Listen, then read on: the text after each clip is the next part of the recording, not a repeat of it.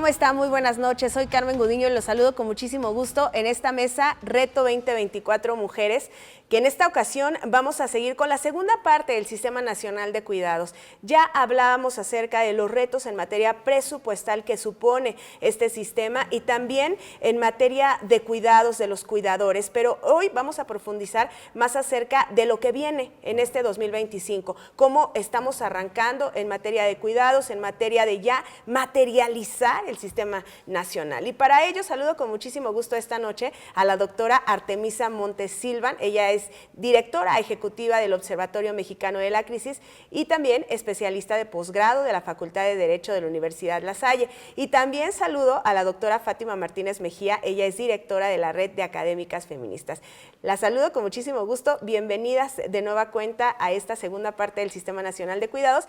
Retomando este tema porque, vaya, tenemos que empezar a ver cómo estamos arrancando este 2025, porque se prevé, Fátima, que, bueno, este Sistema Nacional de Cuidados inicia con apoyos principalmente en el norte del país, así se ha anunciado, y se comenta también que ya existen programas relacionados, como la pensión de adultos mayores. ¿Esto va en la ruta que estamos buscando del Sistema Nacional de Cuidados en el país? Sí, buenas noches al auditorio, doctora. Bueno, la presidenta Sheinbaum enfatizó que va a empezar con este sistema en el norte, en Ciudad Juárez, con las mujeres trabajadoras de las maquilas, y después va a pasar mujeres agrícolas y así va para abajo, ¿no? O sea, es una forma gradual, pero que ella también señala, ¿no?, que es una deuda histórica que va a atender primero y después a todas las mujeres. Ahora, ¿qué relación tiene con los otros programas sociales que existen? Un programa social, que también en el anterior programa ya lo enfatizaba la doctora Artemisa, no es lo mismo que sí es transitorio, pero no es lo mismo que un sistema de cuidados. Por lo tanto, ¿cuáles son las similitudes o las diferencias entre uno y otro?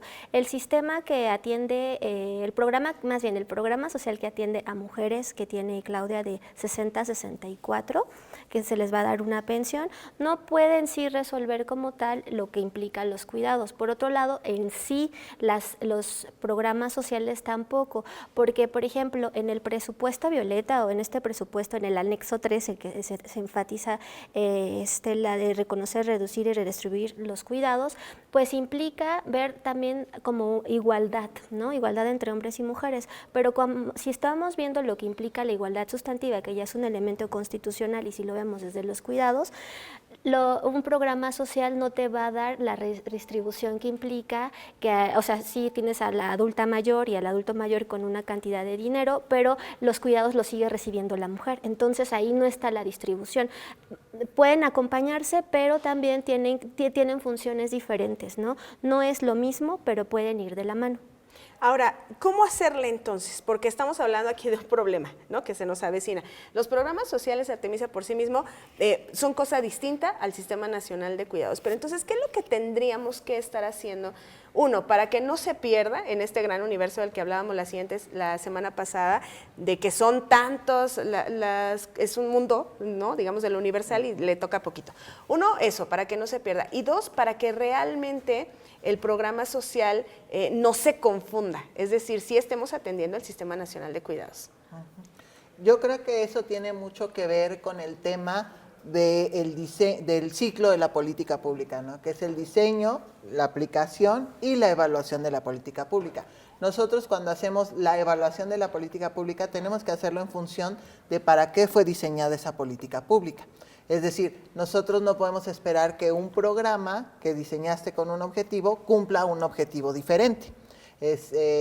Ni siquiera en nuestra propia vida, que decir, bueno, voy a hacer ejercicio para, no sé, para viajar. No hay una conexión, ¿no? Es lo mismo. Entonces, un programa social tiene, sobre todo los programas como están diseñados actualmente, son programas de lo que llamamos transferencias directas. Los programas de transferencias directas tienen una funcionalidad de su conceptualización, que es el desarrollo del mercado interno a partir del consumo. Es decir, tú le das el dinero a las personas para que puedan consumir. En la medida en que consumen, promueven la producción. En la medida en que hay más producción, hay más empleo. En la medida en que hay más empleo, hay desarrollo económico. Sí. Esa es la función de un programa de transferencias. Ahora, Si nosotros estamos esperando que un programa de transferencias también resuelva las inequidades preexistentes de género, no va a pasar, porque no están diseñados para eso. ¿Qué quiere decir eso? Que no porque unas personas tengan ahora recursos en su bolsillo van a transformarse los roles que reciben. Incluso lo hemos visto, muchas veces las mujeres cuando hay una diferencia entre cómo se asignan los recursos. Muchas veces las mujeres cuando reciben los recursos de un programa los destinan al hogar, los destinan a comprar la comida, la despensa, no sé, a dar un regalito, y los varones a veces los destinan de maneras distintas. Entonces, por eso no podemos esperar que los cuidados se cubran con un programa que es de transferencias directas orientadas a mejorar el consumo y el mercado interno. Claro, sin duda, sí, efectivamente, cómo estamos redistribuyendo, ¿no? De qué manera vamos a beneficiar a las personas que reciban un recurso. Ahora, yo pienso en la gente que nos está viendo en estos momentos y que es cuidadora. Es decir, la mamá o la tía, cualquier persona que esté cuidando de alguien, que se esté encargando de ese trabajo que no se le está pagando y que nos escuche y que quizá esté pensando en estos momentos, Fátima, ¿cómo me va a beneficiar a mí el Sistema Nacional de Cuidados? ¿Cómo lo va a ver ella materializado? Porque ya hablamos que darles dinero por sí mismo tampoco es la solución. Los programas sociales son dos cosas distintas. ¿Qué tendríamos que estar haciendo para que esa mujer que en estos momentos nos está viendo diga, estoy notando un cambio? Claro, me gustaría hacer una acotación. La encuesta nacional sobre cuidados del 2022 enfatizó que de los 31.7 millones de personas que son cuidadoras de 15 años en adelante, el 75% son mujeres. Lo que representa en tiempo promedio del cuidado son casi 38 horas de las mujeres sobre 27 de los hombres. La desproporción es alarmante, sí, ¿no? Y cuando eres cuidadora, ¿en qué me va a beneficiar? Sí, que se empiece a colectivizar el cuidado. Y eso es muy importante, que empecemos a hablar desde este momento, porque los cuidados no es cuestión individual, ¿no? Es una cuestión de toda la sociedad. Ahora, lo primero en que tendría una repercusión inmediata sería en el propio bienestar de la persona. No solo es un apoyo económico, ya lo enfatizamos, sino también espacios recreativos, en el sentido donde yo pueda tener una red de apoyo que me permita también emocionalmente descargar ciertos elementos que implica el cuidar a una persona con discapacidad transitoria o permanente o una enfermedad, ¿no? O esos momentos que necesitamos como seres humanos, sí, para alejarnos un poco del espacio en el que estamos inmersas, ¿no?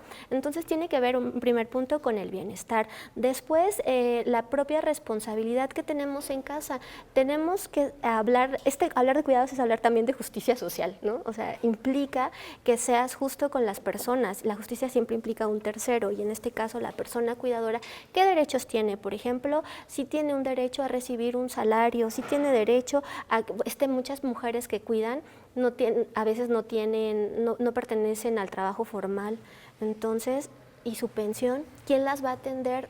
Claro, ¿quién se hace cargo de ellas? Cuando se enferman, hay toda una serie de elementos que implican que el principal objetivo es el bienestar de la persona. Claro, y tú tocas algo muy importante, que es, imagínense ustedes el escenario de una mujer que está cuidando a un enfermo, el desgaste físico, pero también emocional.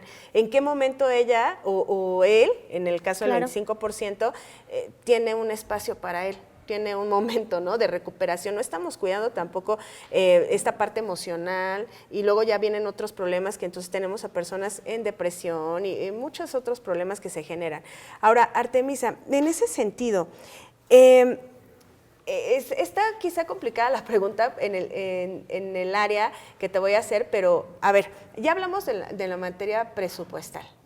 ¿Qué vamos a hacer entonces con las personas que son cuidadas?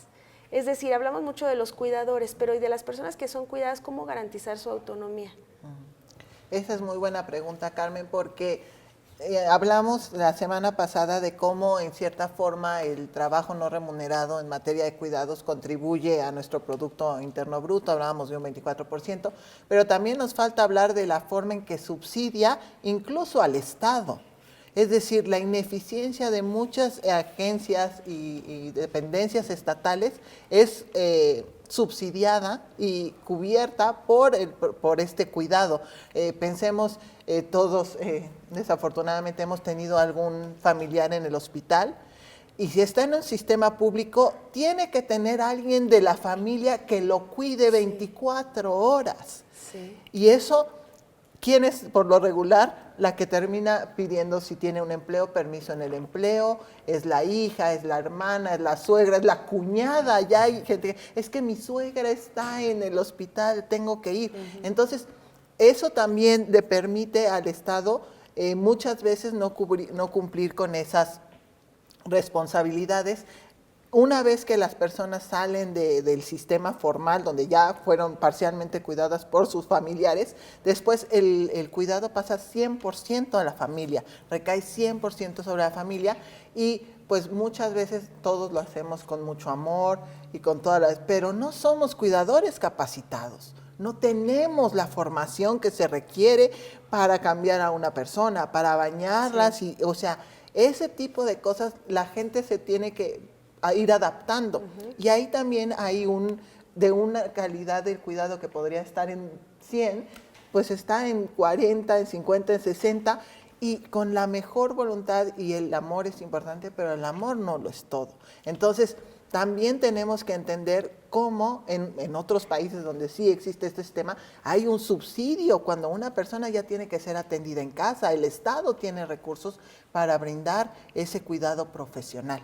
Y aquí el Estado muchas veces está siendo subsidiado por este trabajo no remunerado.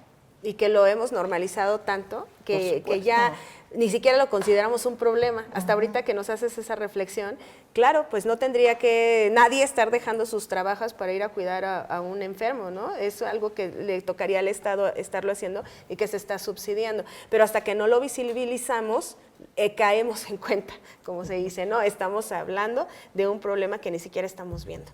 Fátima, ¿cómo vamos a hacerle para que la mujer y para que en este camino realmente se beneficie? ¿Qué responsabilidad tendría el Estado, la familia y también las empresas, el sector privado? Sí, mira, eso es súper importante, y a mí me gusta siempre decir una frase de una de mis escritoras favoritas, que es Daniela Rea, que en su libro Fruto dice: no todas somos madres, pero todas hemos cuidado, y los hombres también, ¿no? No son padres, pero también han cuidado. Lamentablemente el sistema capitalista ha creado un modelo específico de el trabajador masculinizado ideal, ¿no? Y eso implica que tiene que responder todo el tiempo a una llamada, estar apagando fuego en una empresa o en tu propia oficina en el sector público, ¿no? Pero ¿qué sucede? Que cuando las mujeres y que somos solteras o que no tenemos hijos o hijas, se nos pone en una posición de exigencia, pero también tenemos cuidados, ¿no? O cuidamos a nuestros padres, a nuestros abuelos, a un hermano, etcétera. Entonces, ¿cuál es la responsabilidad de las empresas o de las instituciones, de los jefes, las jefas, frente a una situación de emergencia que requiere nuestra atención para el cuidado de nuestra familia? Aquí, en esa idea del trabajador idealizado, masculinizado, bueno, hay que repensarla. Hay que más bien quitarla y decir: tú tienes derecho a retirarte del espacio laboral para ir a resolver el problema que tienes en tu aspecto privado. Tiene que haber un equilibrio también en nuestras relaciones laborales y personales. Aquí el caso de las empresas, hablo solo de las privadas, tienen que también, públicas y privadas, repensarlo, el equilibrio. O sea, también estamos como en el individualismo y en el trabajo, estamos perdiendo la idea de lo colectivo y del beneficio social que implica el estar cuidándonos. Entonces, es una responsabilidad de las jefas, jefes, que sí se permita a las y los trabajadores retirarse para dar un espacio de cuidado. Y es que hemos malentendido quizá esta parte que escuchamos mucho de ponernos la camiseta, ¿no? Y eso implica ir enfermos, ¿no? Autocuidado, ¿cómo voy a ir enferma a la oficina? Sí, yo tengo la camiseta bien puesta, eso implica que si hay que sacrificar vacaciones, se sacrifican, y lo estamos entendiendo mal y no pensamos en que eso tiene consecuencias a largo plazo como país. Artemisa, en ese sentido, ¿tú qué considerarías que se tendría que estar haciendo en lo privado? Yo pienso que el ámbito de lo privado tiene dos dimensiones. Una es por supuesto la empresa, y es eso, es entender que pues desde, ya decíamos, más de 40 años las mujeres formamos parte integral de la fuerza de trabajo, pero nos hemos tenido que adaptar a este espacio masculinizado, donde los hombres que mucho tiempo trabajaron tenían siempre ese respaldo en su casa de la mujer que resolvía todas las situaciones. Pero también el espacio de lo privado, y nosotros en México siempre hablamos del valor de la familia, y a veces nos olvidamos del costo que sobre la propia dinámica familiar tiene esta dinámica del cuidado. Y lo podemos notar mucho en los casos extremos como este del que yo hablaba, cuando tenemos una persona que tenemos que cuidar durante mucho tiempo. Es decir, a lo mejor alguna persona con discapacidad, un adulto mayor que sufre una caída, que tiene una enfermedad pues ya de larga data, va destruyendo el tejido familiar.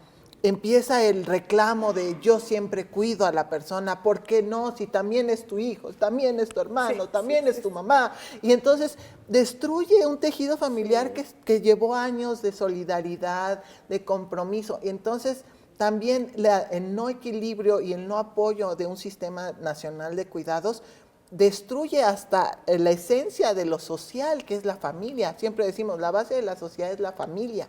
Y si no la protegemos, si no le damos los elementos para salir adelante en un país como el nuestro, donde está cambiando la pirámide poblacional y cada vez vamos a tener más adultos mayores, cada vez vivimos más, y las que vivimos más somos las mujeres. Muchas mujeres sobreviven a sus parejas, eso significa que en la parte ya más del adulto mayor, la parte más mayor, vamos a decir, viene la parte más pesada, porque es cuando tu pareja se enferma, cuando tú ya siendo una adulta mayor, tú misma tienes que cuidar a tu pareja sin apoyo, porque muchas veces ya no están los hijos, etcétera. Entonces, ¿cuál es el costo social? ¿Cuál es el costo de la salud mental y de la convivencia de no tener un sistema nacional de cuidados? Y esa escena que nos planteabas, ¿cómo la hemos visto? Todos, al menos en nuestra vida cercana, hemos visto de ya se hizo responsable tal y son 5 hermanos y solo uno responde, ¿no? Solo uno responde y los otros 4 dirían, tampoco es mi responsabilidad cuidarla. Entonces ahí entramos en una dinámica bien difícil de cuidados. Ahora, Fátima, en ese sentido, ¿cómo hacerle? Y perdóname que insista en la parte del cuidado, de la persona que es cuidada. Porque me imagino cómo se siente esa mamá que ve esta disfunción en su familia que ya genera un problema porque entonces nadie la quiere cuidar y entonces se siente mal con la hija. ¿Qué estamos haciendo para el que es cuidado como Estado, Fátima? A la persona a la que recae el cuidado. A la persona que está haciendo, digamos, al enfermo, a la persona con discapacidad, al adulto mayor. ¿Cómo lo estamos atendiendo? Claro, lo primero que tenemos que enfatizar es decirle cuáles son sus derechos, ¿no? Tienes derecho humano a saber de qué estás enfermo, por qué estás, cuál es tu tratamiento, una serie de cadenita de derechos que tienes tú como persona que está recibiendo un cuidado. Y esto me lleva como una reflexión personal con base en lo que dice la doctora, que tiene que ver también en cómo como familia estamos observando el fenómeno de una enfermedad, ¿no? De cómo nos responsabilizamos entre nosotros. Y por lo regular, y cuando una persona pues es consciente de la situación en la que está, en la que requiere cuidados, a veces se da la oportunidad por la dinámica de la familia de que se piense quién va a cuidar o quién puede aportar ciertas cosas o cómo se van a organizar. Eso hay una posibilidad. Pero ¿qué sucede cuando la persona que está enferma o con discapacidad no puede? O no tiene a nadie. O no, eso ya es terrible. Y ahí es donde aparecen algo que a mí me gusta mucho, que son las redes de apoyo y que implica que nosotros estemos reflexionando en el ciclo de la vida. En algún momento, si nuestro propio proceso nos los permite, vamos a llegar a un ser adultas mayores.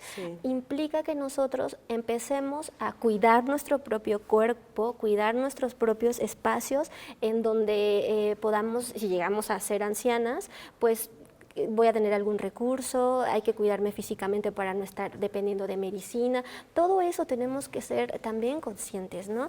Y sobre todo equilibrar las responsabilidades. Implica una transformación mental y también una transformación de lo que me encanta que enfatice la doctora Artemisia, que es el amor. Un amor no patriarcal, por supuesto, sino un amor consciente respecto a lo que implica cuidar la vida, donde yo como nieta tengo responsabilidad con mi abuela enferma, aunque mi mamá sea la principal, claro, que tenga responsabilidad con ella. Nos compete a todos. Pero es sobre todo una reflexión interna de que sí tenemos que atendernos por el ciclo de la vida y algún momento vamos a llegar. Claro, ¿no? Todas vamos a ser y vamos a necesitar todas y todos cuidadas, claro, ya sea de algún dependiente familiar o por alguna institución, ya sea la persona que dice yo desde ahorita estoy ahorrando para pagar mi retiro, ¿no? Para pagarme una casa en donde me puedan cuidar. Y habrá quien no, pero todo eso se tiene que prever desde muchos años, ¿no? Que ya también será otro tema de reflexión, porque también, ¿qué pasa? Me pregunto yo con el cuidador que ha cuidado 10 años, 20 años una persona enferma y que lamentablemente pierde la vida, fallece, y entonces ya detuvo su vida, ya no tiene trabajo, no tiene ahorros. ¿Qué está pasando con el cuidador entonces? ¿Ya no va a recibir tampoco ayuda o qué va a pasar? En ese sentido te preguntaría, ¿qué tan lejos estamos de consolidar el Sistema Nacional de Cuidados, Artemisia? Bueno, con el 1% del PIB y 5% del gasto, ¿no? Yo creo que estamos muy lejos. Y creo que también tenemos que retomar esta visión de la comunidad. Porque en la antigüedad, algo que ha pasado en la era moderna es el individualismo. Y yo pensaba en eso, ¿no? Pues me tengo que cuidar yo porque si no hay nadie que me cuide, entonces más vale que... Pero antes no era así, antes era el deber de la comunidad con las viudas, con los huérfanos, con los ancianos, era de la comunidad. Entonces, ahora lo hemos visto y desafortunadamente a veces en los países más desarrollados, adultos mayores que mueren en su casa y nadie lo sabe. Hasta 3 días después. No, o sea, o por el calor o eso. Entonces estas sociedades tan individualizadas, tan ahora pensiones individualizadas, tu afore, lo que tú pudiste ahorrar, y vamos perdiendo esa noción de todos somos parte de la vida de todos, todos somos responsables del bienestar de los demás. Y le dejamos también mucho eso al Estado, y a veces el Estado se va por otras cosas, cuando lo que debería hacer es esta construcción de comunidad, esta construcción de una red de protección, por eso se llama red de protección social, ¿no? Donde todos nos protegemos a todos. Yo creo que valdría la pena también empezar a replantearnos, y ahí una perspectiva de género desde el gobierno, de lo que decía yo, desde el poder legislativo, es decir, tenemos que empezar a hacer que tener mujeres en el poder se vea la diferencia, que traemos una visión distinta al ejercicio del poder y a la construcción del Estado. Y construir estos espacios que hemos hablado que sean para todas y todos, no nada más un espacio público para los hombres, sino que necesitamos también para todas, y hablamos de niños, y hablamos de adultos mayores, y hablamos cuando decimos todos y todas es todos y todas. Ha llegado el momento de cerrar nuestro tema que nos dio para mucho y que nos seguirá dando con nuestras conclusiones. Fátima, tu comentario. Sí, como conclusión y aprovechando lo que es el fin de año, yo invito a toda la auditorio que nos está viendo que hay que repensar lo que son cuidados con nuestras familias, pero no olvidemos también el cuidado que tenemos con nuestras amistades. Hay que unirnos como sociedad, y que si alguna necesita ayuda, pues también nosotros participemos. Y también el cuidado de los seres sintientes, por supuesto.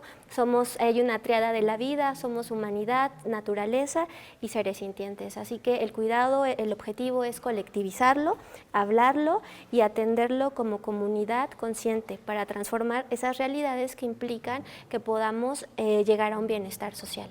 Muchas gracias, Fátima. Gracias por este mensaje. Artemisia, a tu conclusión. Bueno, yo sé que a veces cuando hablamos de estos temas de género pueden ser un poco depresivos, entonces vamos a cerrar con una nota positiva. Aprovechemos estas fiestas para estar con nuestras familias, aprovechemos para expresar todo el amor que nos tenemos y no esperar, porque a veces el sistema de cuidados es que nos esperamos hasta que alguien está enfermo o tiene un problema para mostrarles el amor. El amor hay que mostrarlo todo el tiempo, en plenitud, hacia, como decían, el mundo, nuestra familia y nuestro país. Entonces, felices fiestas.